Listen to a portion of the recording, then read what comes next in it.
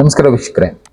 ಈ ವ್ಯಕ್ತಿ ಹೆಸರು ಈಗ ಇತ್ತೀಚಿನ ದಿನಗಳಲ್ಲಿ ಜಾಸ್ತಿ ಕೇಳಿಸ್ಕೊಳ್ಳೋಕೆ ಶುರುವಾಗಿದೆ. ಈ ವ್ಯಕ್ತಿ ಹೇಳಿದಿಷ್ಟೇ, ಅಂಟಾರ್ಟಿಕಾ ಏನಿದೆ ಆ ಜಾಗದಲ್ಲಿ ಏಲಿಯನ್ಸ್ಗಳು ಬದುಕ್ತಾ ಇದ್ದಾರೆ. ಅವರು ಶಿಪ್ಗಳ ಮೂಲಕ ಅಲ್ಲಿ ಟ್ರಾವೆಲ್ ಮಾಡ್ತಾ ಇದ್ದಾರೆ. ಗುಹೆಗಳ ರೀತಿ ಕಂದಕಗಳನ್ನ ಮಾಡ್ಕೊಂಡಿದ್ದಾರೆ. ಐಸ್ ವಾಲಿನ ದಾಟಿ ಹೋದ್ರೆ ಅಲ್ಲಿ ಹೊಸ ಭೂ ಪ್ರಪಂಚಗಳು ಇರಬಹುದು. ಎಷ್ಟೋ ಹಿಸ್ಟ್ರಿಗಳು ಇದನ್ನೇ ಹೇಳಿದ್ದು ಅಂತ ಈ ವ್ಯಕ್ತಿ ಪ್ರೂವ್ ಮಾಡೋದಕ್ಕೆ ಕೊಟ್ಟ. ಸುಮಾರು 1 ವರ್ಷಗಳ ಕಾಲ ಅಂಟಾರ್ಟಿಕಾದಲ್ಲಿದ್ದು ಅಲ್ಲಿ ಮ್ಯೂಸಿಕ್ ಆಲ್ಬಮ್ ಮಾಡೋದಕ್ಕೆ ಅಂತ ಹೋದ ವ್ಯಕ್ತಿ ಕಂಡಂತ ವಿಷಯಗಳನ್ನ ಒಂದು ಡಾಕ್ಯುಮೆಂಟರಿ ಮಾಡಿ ರಿಲೀಸ್ ಮಾಡಿದ್ದು 2 ವಾರಕ್ಕೆ ಆಕ್ಸಿಡೆಂಟ್ ಅಲ್ಲಿ ಸತ್ತೋದ. ಈ ತರದ್ ಎಷ್ಟೋ ಜನಕ್ಕೆ ಆಗೋಗಿದೆ.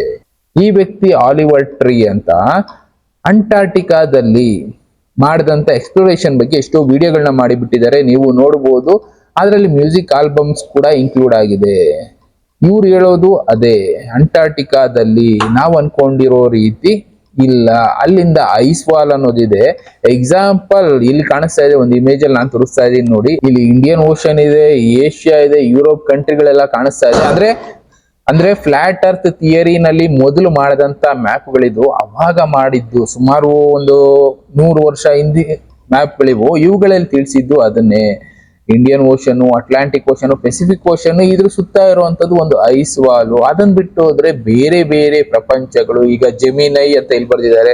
ಇನ್ನ ಬೇರೆ ಬೇರೆ ಕಂಟ್ರಿಗಳ ಹೆಸರುಗಳನ್ನ ಮೆನ್ಷನ್ ಮಾಡ್ತಾರೆ. ಅಗಾರ್ಥ ಅನ್ನೋದು ಒಂದಿದೆ ಅಂತಾನೆ ಹೇಳ್ತಾರೆ. ಅದ್ರ ಸುತ್ತ ಮತ್ತೆ ಇನ್ನೊಂದು ವಾಲ್ ಅನ್ನೋದಿದೆ. ಅದನ್ನ ದಾಟೋದ್ರೆ ಪ್ರಪಂಚ ಇನ್ನ ಬೇರೆನೆ ಇದೆ ಅಂತಾನೆ ಎಷ್ಟೋ ಮ್ಯಾಪ್ಗಳು ಹೇಳಿದ್ದು. ಅದರಲ್ಲಿ ಈ ವ್ಯಕ್ತಿ ಹೇಳ್ತಾ ಇರೋದೇನು, ಈ ಐಸ್ ವಾಲ್ ಹಿಂದೆ ಬೇರೆ ಬೇರೆ ಪ್ರಪಂಚಗಳು ಇದೆ. ನಾವು ಅನ್ಕೊಂಡಿದೀವಲ್ಲ ಇಷ್ಟೇ ಪ್ರಪಂಚ ಅಲ್ಲ, ಇನ್ನ ಬೇರೆ ಬೇರೆ ಪ್ರಪಂಚಗಳು ಐಸ್ ವಾಲ್ ಹಿಂದೆ ಇದೆ ಅಂತಾನೆ ಅವರ ಡಾಕ್ಯುಮೆಂಟರಿನಲ್ಲಿ ತಿಳಿಸಿದ್ದು. 1 ವರ್ಷ ಅವರಲ್ಲಿ ತಿಳ್ಕೊಂಡಿದ್ದು.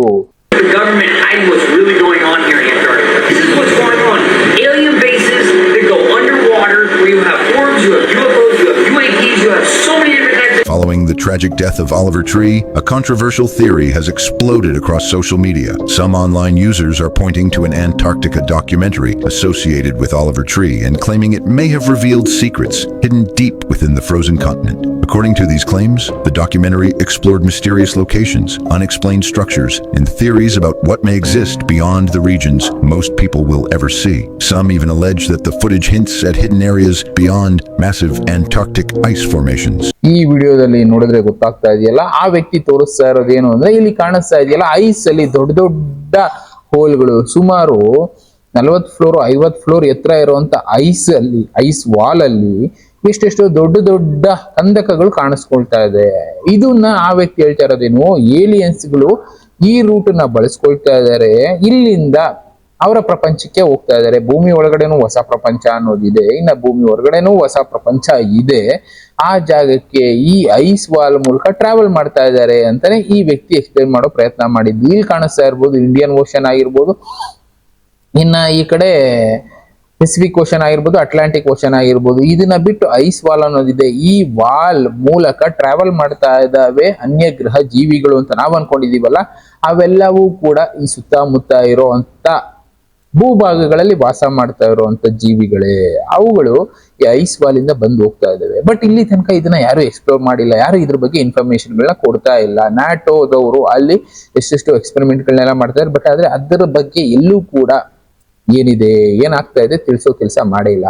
ಅಂಟಾರ್ಟಿಕಾ ಒಂದು ಸೀಕ್ರೆಟ್ ಆಗಿ ಉಳಿದಿದೆ. ಇವತ್ತು ಈ ವ್ಯಕ್ತಿ ಮಾಡಿದಂತ ವಿಡಿಯೋ ಅರ್ತ್ ಬೌಂಡ್ ಅನ್ನೋ ಒಂದು ಚಾನಲ್ ಅಲ್ಲಿ ಪಬ್ಲಿಷ್ ಆಯ್ತು. ಅದರಲ್ಲೂ ಅವರು ಮಾಡಿದಂತ ಡಾಕ್ಯುಮೆಂಟರಿ, ಬಿಫೋರ್ ಅಲ್ಲಿ ಹೋಗೋದಕ್ಕೆ ಮುಂಚೆ ಮಾಡಿದಂತ ಡಾಕ್ಯುಮೆಂಟರಿ, ಅದನ್ನೆಲ್ಲ ಲಾಂಚ್ ಮಾಡಿದ್ರು. ಕೊನೆಗೆ ಅಲ್ಲಿ ಏನೇನಾಯ್ತು ಅನ್ನೋ ವಿಷಯಗಳನ್ನ ಅವರು ಎಕ್ಸ್ಪ್ಲೋರ್ ಮಾಡ್ತಾ ಹೋದ್ರು. ಅವ್ರ ತಂದೆ ತಾಯಿ ಜೊತೆ ಡಿಸ್ಕಸ್ ಮಾಡಿದ ವಿಷಯ ಆಗಿರ್ಬೋದು. ಇನ್ನ ಇಲ್ಲಿ ನೋಡ್ಬೋದು ಒಂದು ಪಾಯಿಂಟ್ ಅಲ್ಲಿ ಅವ್ರು ತೋರಿಸ್ತಾರೆ, ಅವ್ರ ಮ್ಯೂಸಿಕಲ್ ಆಲ್ಬಮ್ ಮಾಡ್ತಾ ಇರೋದು, ಅದಕ್ಕೆ ಏನೇನ್ ಕಷ್ಟಪಟ್ರು. ಅಲ್ಲಿ 1 ವರ್ಷ ಅದು ಅಂಟಾರ್ಟಿಕಾದಲ್ಲಿ ಸ್ಟೇ ಮಾಡಿ ಏನೇನನ್ನ ತಿಳ್ಕೊಂಡ್ರು, ಯಾವ ರೀತಿ ಆಲ್ಬಮ್ ನ ರೆಡಿ ಮಾಡಿದ್ರು, ಆ ಕಷ್ಟದಿಂದ ಹಿಡಿದು, ಅಂದ್ರೆ ನಮ್ಮಲ್ಲಿ ಲೈವ್ ಬ್ಲಾಗಿಂಗ್ ಯಾವ ತರ ಮಾಡ್ತಾರೋ ಅದೇ ರೀತಿ ವಿಡಿಯೋಗಳನ್ನ ರೆಕಾರ್ಡ್ ಮಾಡಿದ್ರು. ಕೊನೆಗೆ ಒಂದು ವಿಡಿಯೋದಲ್ಲಿ ಅವ್ರು ಎಕ್ಸ್ಪ್ಲೇನ್ ಮಾಡಿದ್ರು, ನಮ್ಮ ಸುತ್ತ ಏಲಿಯನ್ ಬೇಸ್ಗಳಿದೆ. ಅಂಟಾರ್ಟಿಕಾದಲ್ಲಿ ಎಷ್ಟೆಷ್ಟು ಏಲಿಯನ್ ಬೇಸ್ಗಳಿದೆ. ಅಲ್ಲಿ ಸ್ಪೇಸ್ ಶಿಪ್ಗಳು ನೀರೊಳಗಡೆ ಹೋಗ್ತಾ ಇದಾವೆ, ನೀರಿಂದ ಕೂಡ ಆಚೆ ಬರ್ತಾ ಇದಾವೆ. ಇದನ್ನ ನಾವು ನೋಡಿದೀವಿ ಅನ್ನೋದನ್ನೇ ಅವ್ರ ವಿಡಿಯೋದಲ್ಲಿ ಎಕ್ಸ್ಪ್ಲೇನ್ ಮಾಡೋ ಕೆಲಸ ಮಾಡಿದ್ರು. ಬಟ್ ಎಷ್ಟೋ ವಿಷಯಗಳು ಮುಚ್ಚೋದ್ವು ಅವರ ಸಾವಿನಿಂದ. ಈ ವಿಡಿಯೋದಲ್ಲಿ ಅವ್ರು ಎಕ್ಸ್ಪ್ಲೇನ್ ಮಾಡ್ತಾ ಇರೋದನ್ನು ಕೇಳಿ. So fat, dude.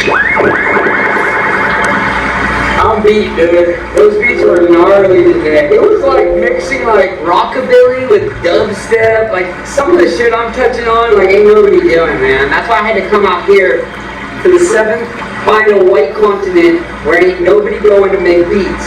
First major label artist to ever do it. Spent my entire recording budget. So this is one of the things I came here to research, which is the alien bases. We saw UAP.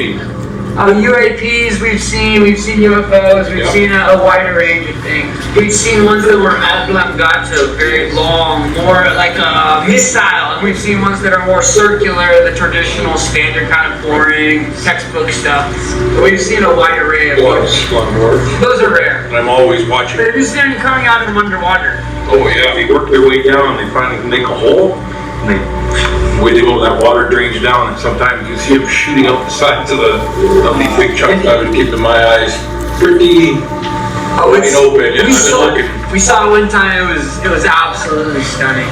I'm on a rifle team with the military. Me too. I'm pretty good at ranging, just looking at things. And then it's like, just look at the stuff you know, and the length of it, give you a good judgment. They probably got that little one looks like an entry port right there. The one on the right, that small one, that's probably for a smaller ship. Get a close up of that. But I did get a chance to go up in there. Are you fucking shit? 1, 2, 3, 4, 5. I can count 5 different entry points to this alien base. This is the reason why I've stayed in Antarctica so long. Look at this fucking thing. I'm giving it. ಅವ್ರು ಹೇಳ್ತಾ ಇದ್ದಾರೆ, ಕೇಳಿಸ್ತಾ ಇರ್ಬೋದು, ಸುಮಾರು 7-8 ಪಾಯಿಂಟ್ಗಳು alien basis ಅಂತಾನೆ mention ಮಾಡ್ತಾರೆ. ಕಿಲೋಮೀಟರ್ಗಳ ದೂರದಿಂದ ಅವರು ಮಾಡಿರುವಂತ ವಿಡಿಯೋ ಅಂದ್ರೆ ಸುಮಾರು 30 ಫ್ಲೋರ್ 40 ಫ್ಲೋರ್ ಎತ್ತರ ಇರುವಂತ ಐಸ್. ಅದರಲ್ಲಿ ಇವರು ಹೇಳ್ತಾ ಇರೋದು ದೊಡ್ಡ ದೊಡ್ಡ ಕಂದಕಗಳು, ಗುಹೆಗಳು, ಸುಮಾರು 10 ಫ್ಲೋರ್ 15 ಫ್ಲೋರ್ ಅಗಲ ಇರುವಂತ ಕಂದಕಗಳು ಕಾಣಿಸ್ಕೊಂಡಿದ್ದಾವೆ. ಇದು ಏಲಿಯನ್ ಬೇಸಸ್ಗಳು. ಕೆಲವೊಂದು ಸಲ ಅದರಿಂದ ಕೆಲವಷ್ಟು flying saucers, UFOಗಳು, unidentified objects pass ಆಗ್ತಾ ಇರೋದನ್ನ ಗಮನಿಸಿದ್ದಾರೆ. ಯಾಕೆಂದ್ರೆ ಸುಮಾರು 1 ವರ್ಷಗಳ ಕಾಲ ಅಲ್ಲಿದ್ದು ಆಲ್ಬಮ್ಗಳನ್ನ ಮಾಡಿದ್ರು, ವಿಡಿಯೋ ಆಲ್ಬಮ್ಗಳು, ಆಡಿಯೋ ಆಲ್ಬಮ್ಗಳು. ಇದನ್ನೆಲ್ಲ ಮಾಡೋ ಕಾರಣಕ್ಕೋಸ್ಕರ ಅಂಟಾರ್ಟಿಕಾದಲ್ಲಿ ಹೋಗಿ ಈ ರೀತಿ ಒಂದು ಆಲ್ಬಮ್ ಮಾಡುವಾಗ ಅವ್ರು ಕಂಡಂತ ದೃಶ್ಯಗಳನ್ನ ವಿಡಿಯೋ ಮೂಲಕ ಜನರಿಗೆ ತಿಳಿಸೋ ಕೆಲಸ ಮಾಡಿದ್ರು. ಅಲ್ಲಿ ಎಷ್ಟೆಷ್ಟೋ ಎಕ್ಸ್ಪ್ಲೋರೇಷನ್ ನಡೆದಿದೆ, ಬಟ್ ಇಲ್ಲಿ ತನಕ ಯಾವುದೇ ರೀತಿ ಮಾಹಿತಿ ಸಿಕ್ಕಿಲ್ಲ ಅಂತ ನ್ಯಾಟೋ ಹೇಳುತ್ತೆ. ಆದ್ರೆ ಇವತ್ತು ಈ ವಿಡಿಯೋ ರಿಲೀಸ್ ಆದ್ಮೇಲೆ ಜನಕ್ಕೆ ಸ್ವಲ್ಪ ಸಂದೇಹ ಬರೋದಕ್ಕೆ ಶುರು ಆಗಿದೆ. ಯಾಕೆಂದ್ರೆ ಯಾವುದೇ ಫ್ಲೈಟ್ಗಳನ್ನ ಅಲ್ಲಿ ಅಲೋ ಮಾಡೋದಿಲ್ಲ, ಯಾವುದೇ ಪ್ರೈವೇಟ್ ಏಜೆನ್ಸಿಗಳನ್ನ ಅಲ್ಲಿ ಅಲೋ ಮಾಡೋದಿಲ್ಲ, ಗೌರ್ಮೆಂಟ್ ಏಜೆನ್ಸಿಗಳೇ ಅಲ್ಲಿ ಕೆಲಸ ಮಾಡ್ಬೇಕು. ಅಲ್ಲಿರೋ ವಿಷಯಗಳನ್ನ ಆಚೆ ಎಲ್ಲೂ ಕೂಡ ಬಿಟ್ಕೊಡೋ ಆಗಿಲ್ಲ. ಈ ರೀತಿ ಸೀಕ್ರೆಟ್ ವಿಷಯಗಳು ಎಷ್ಟೆಷ್ಟು ನಡೀತಾ ಇರೋದ್ರಿಂದ ಇವತ್ತು ಆಲಿವರ್ ಟ್ರೀ ಏನ್ ಹೇಳಿದ್ರು ಇದೆಲ್ಲ ಸತ್ಯ ಇರಬಹುದು ಅಂತ ಒಂದು ಲೆಕ್ಕಾಚಾರ ಜನ ಮಾಡೋದಕ್ಕೆ ಶುರು ಮಾಡಿದ್ದಾರೆ. ಕೊನೆಗೆ ಆ ವ್ಯಕ್ತಿ ಅಲ್ಲಿ ನಡೆದಂತ ಸಂಗತಿಗಳನ್ನ ಪ್ಲಸ್ ಅರ್ಥ ಅನ್ನೋದು ಈ ತರ ಇರಬಹುದು ಅಂತಾನೆ ಫ್ಲಾಟ್ ಅರ್ತ್ ಥಿಯರಿ ಇಟ್ಕೊಂಡು ಮತ್ತೆ ಹೇಳೋದು ಪ್ರಯತ್ನ ಮಾಡಿದ್ರು.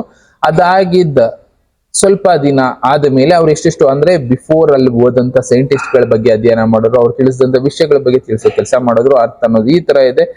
ಇದಾದ ಮೇಲೆ ಕೂಡ ಪ್ರಪಂಚ ಅನ್ನೋದಿದೆ, ಈ ತರ ಮ್ಯಾಪಿಂಗ್ ಅನ್ನೋದನ್ನ ಮಾಡಿದ್ದಾರೆ ಅಂತಾನೆ ತಿಳಿಸೋ ಕೆಲಸ ಮಾಡೋದು. ಅದನ್ನೇ ಹೇಳಿದ್ದು, ಯಾವ್ದು ನಂಬೇಕು ಯಾವ್ದು ಬಿಡ್ಬೇಕು ಗೊತ್ತೇ ಆಗೋದಿಲ್ಲ ಅನ್ನೋ ಪರಿಸ್ಥಿತಿನಲ್ಲಿ ನಾವಿರ್ತೀವಿ. ನಮಗ್ ತೋರಿಸಿದೆ ಸತ್ಯ ಅನ್ಕೊಂಡು ಬದುಕ್ತಾ ಇರ್ತೀವಿ. ಆದ್ರೆ ಅದನ್ನ ಮೀರಿದ್ದು ಪ್ರಪಂಚದಲ್ಲಿ ಇರುತ್ತೆ ಅಂತ ಯಾರೋ ಒಬ್ರು ಹುಡ್ಕೊಂಡು ಹೋಗಿ ಈ ತರ ಇದೆ ಅಂತ ತೋರಿಸ್ದಾಗ್ಲೇ ನಮಗೂ ಗೊತ್ತಾಗೋದು, ಅಲ್ಲಿ ತನಕ ಗೊತ್ತಾಗೋದಿಲ್ಲ.